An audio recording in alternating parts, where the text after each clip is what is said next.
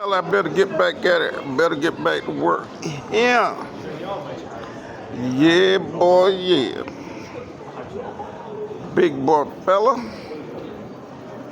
Big boy fella is at it again, aka Big boy fella can be seen on the Honey Bun channel.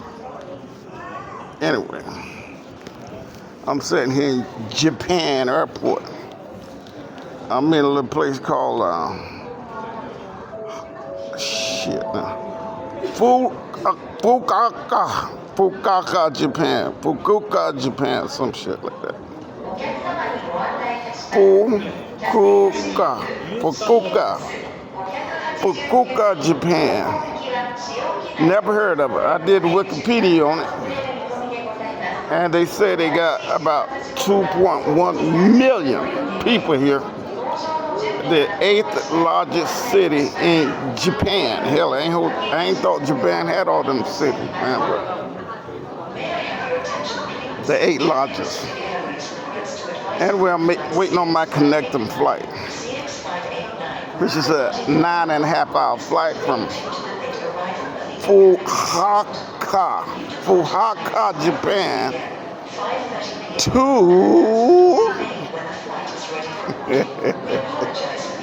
Honolulu.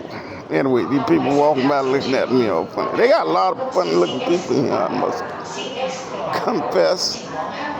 These Japanese people. Let me let y'all get a look. Japanese. Now, I'm not saying everybody who's going to come across my camera lens is Japanese. But hell, I bet you 80% of them is. Hey man, how you? I would bet you 80% of the people you just witnessed is Japanese. Man, y'all know I'm gonna have to knock this weight down. I got too much weight on my behind, man. Entirely. Anyway, I got the perfect solution. We're gonna put it into action immediately when I return back to my apartment down there in Juarez, Mexico. I'm gonna put this plan to work, and I think I can do in my first 30 days about 25 pounds. And I'll maintain that for about, I was saying, give me 6 to 8 months. I'm probably closer to where I want to be. Not exactly, but I won't have a weight issue, essentially. 6 to 8 months. Now, I know you're saying, well, Mr. Phil, how in the hell are you going to accomplish that? Well, it's doable. Let's just say it's possible. It's just that I'm the ideal person who will have the ability to actually make this thing works. And it's going to work. It's going to work like magic. I have an intuition about the whole thing. I study it, and now it's just a matter of putting it in action. Yeah, boy! Look at my Japanese.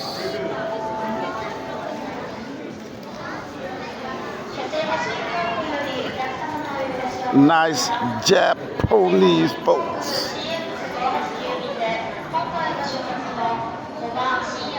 I would say they're quite humble. They are quite humble.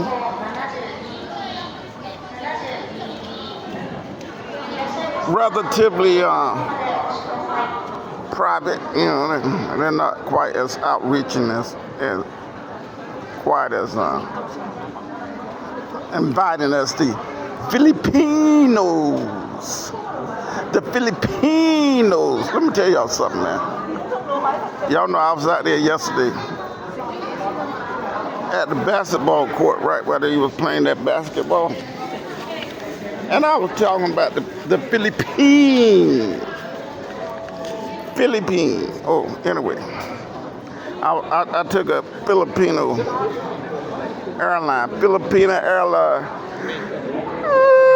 Excuse me, I'm kind of tired.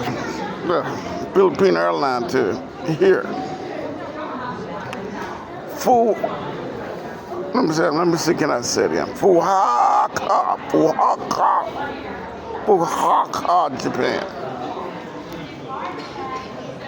Whoa, boy. Anyway, what I was saying, right? I was out there yesterday at the basketball court. I was kind of like a little bit. We just did some karaoke. And I had won that battle of karaoke. And so I decided, hell, I better step outside. See my dollars at work, right? And I was talking about Philippines and all that kind of shit, right? Philippine this, Philippine that, blah, blah, blah, blah, blah, blah, blah, blah, blah, blah, blah, blah, blah. Well, anyway, you know, it was a couple minutes ago, I said the Japanese folks isn't quite as invited as the Filipinos. The Filipinos. Anyway, yeah, I have to admit it. I think Filipino people is probably the most inviting people on the planet, at least as far as I'm concerned. I guess I believe what I just said. They're pretty inviting, really. They don't mess with you. If they can help you, they'll help you. They always exhibit friendly, kind, warmth. Hey! Yeah! Friendly, kind, warmth, you know. Stuff like that. And make no mistake about it, they are some of the poorest people in this hemisphere. The Filipinos is among some of the poorest people in this hemisphere. At Southeast Asia, which include countries like Singapore, Malaysia,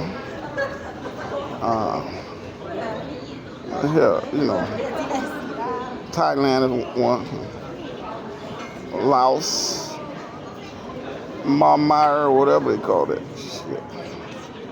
Include I guess you have to include the Koreans in that, North and South. Hey!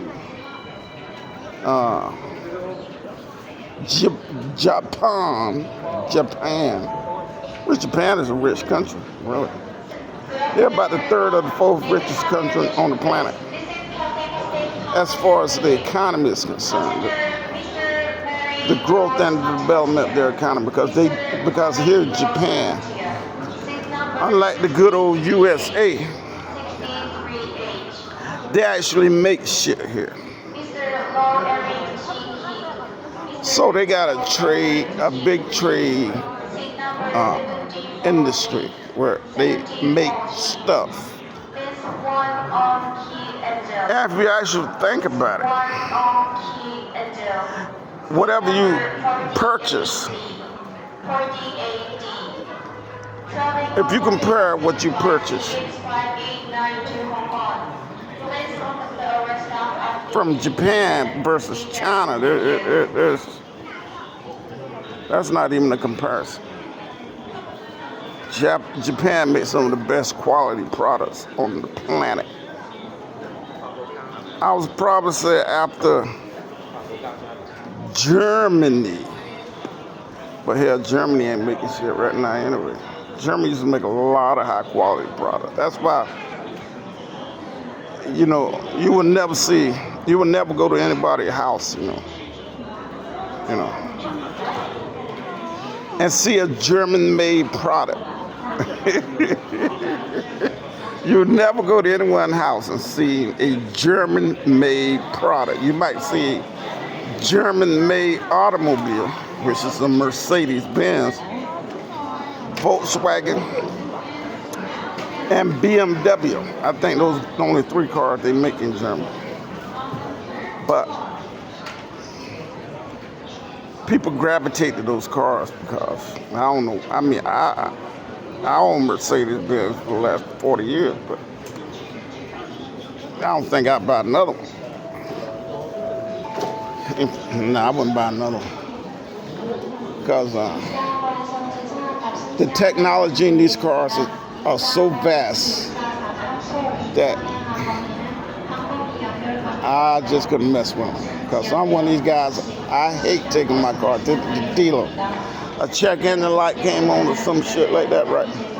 In Texas, right? Texas, USA. Your check engine light come on, man, you got a problem. Same thing in California. Probably the same thing in New Jersey. Now, just because your check engine light came on your automobile does not necessarily mean anything is wrong with your automobile. It just means essentially, I mean, yeah, in some cases you got a problem you probably need to attend. But in about 50% of the time, it's something you ain't got to worry about.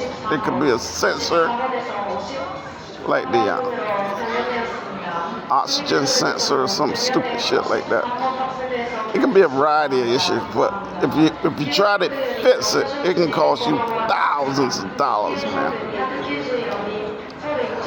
Thousands of dollars. You take that shit to them dealers, man, they gonna rake you over the coal. Yeah, boy, yeah. Every now and then I have to let y'all see my Japan folks. Japan. I had this little Japan lady, she was kind of helping me trying to find my gate right. Because I was a little bit confused because this little thing right here. Hell, I might find me a place. Well, I ain't got no money. I got like $60 US. I'm sure they'll take me. If I went to a bar and say, hey, give me one of them Japan beers over there. I'm sure somebody would take this and say, give me $20 for this beer. $20 for a beer, that's cutting down the close. You know, I think the beer in Mexico is actually cheaper than the beer in the Philippines. Mexican beer is cheaper than the Philippine beer. And not only that, look at that ice cream cone. That Japan lady got a young person. Woo, I'd like to have me one of them. Yeah, boy. Anyway, they looked at me. They looked at me kind of strange, like, what this Negro doing here? Yeah, boy. Anyway, yeah, the beer in Mexico is cheaper than the beer in the Philippines. Because in the Philippines, what I was paying for a 6-pack of beer, in Mexico I could have got a 12-pack for the same money. So I rest my case. And then, of course, Mexico got that tequila.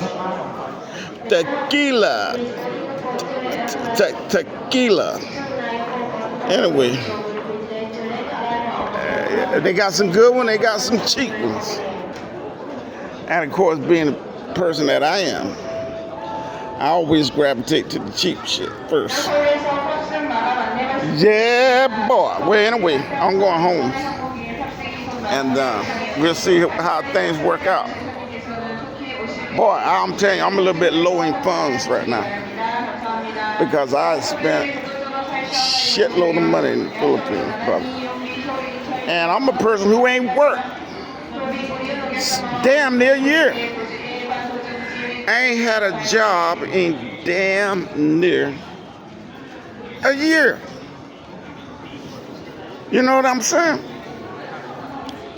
Now, I don't know how good the economy is out there. From what I heard, the United States economy is quite shitty right now. I don't know. I was thinking about maybe I ought to just get me a job. At least, you know, I went to Social Security and I filed for my Social Security paycheck.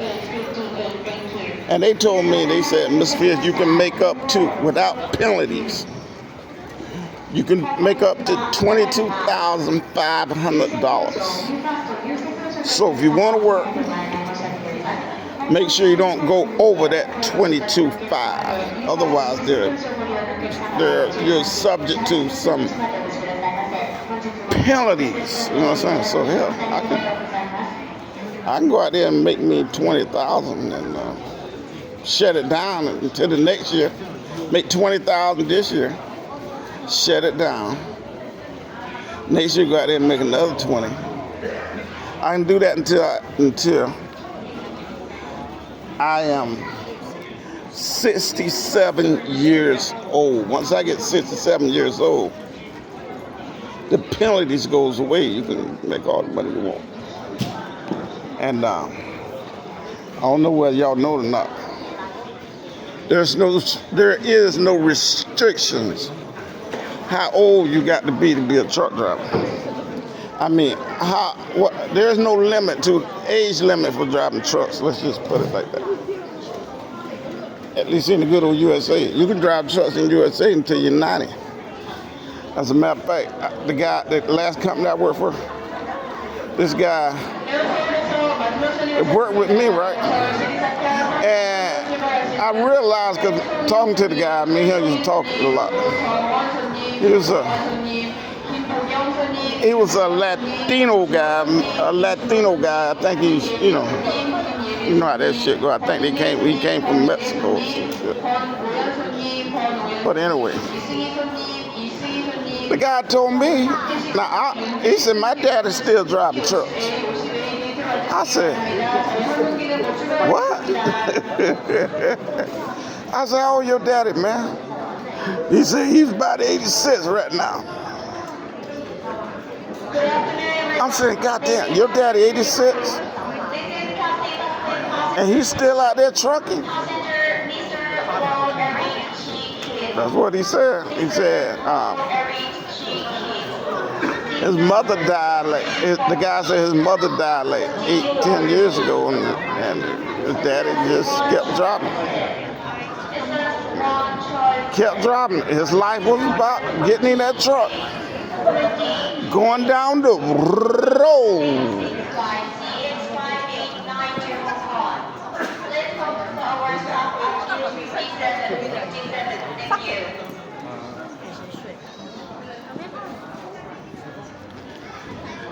My nice Japan folks. Can't beat that boy. I would go outside, but nah, I can't go outside really. When you fly internationally, you can't go outside unless you got a visa.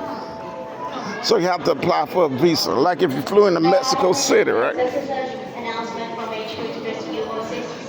They'll let you go outside. Let's say you flew into Mexico City and you went through, and you got you're gonna get a connecting flight out of Mexico City. You can go outside. But when you get ready to leave, they're gonna make damn sure they collect a fee from you. You're gonna have to pay a fee. That's why I decided, man, I'm not flying through that son gun no more. It's like $50. That's how they pick up that. Everybody have to pay it. If you're flying through Mexico, okay, let me see how this shit go. If you're flying, let's say you're flying from Honduras and you're going to the U.S. and your plane stopped in Mexico. Well, as long as you don't leave the control area, you won't have to pay that fee. But if you, like what I did was, I drove into Mexico and got on the plane in Juarez and flew to Mexico City and made a connecting flight. And then, yeah, hell, I don't know how to, forget it. It don't mean that much. But anyway, let me shut it down here. I'm gonna go ahead and shut it down. I'm gonna have to go in here to this bathroom and then I'll be back out here seeing what's up. Yeah, boy. Anyway, the internet connection, the internet signal strength ain't good enough for me to load this video. So I will eventually load this video once I get back to the good old, you know what. We'll be seeing y'all down the road. Y'all tell everybody, y'all know, I said hello. Yeah, boy. Yeehaw.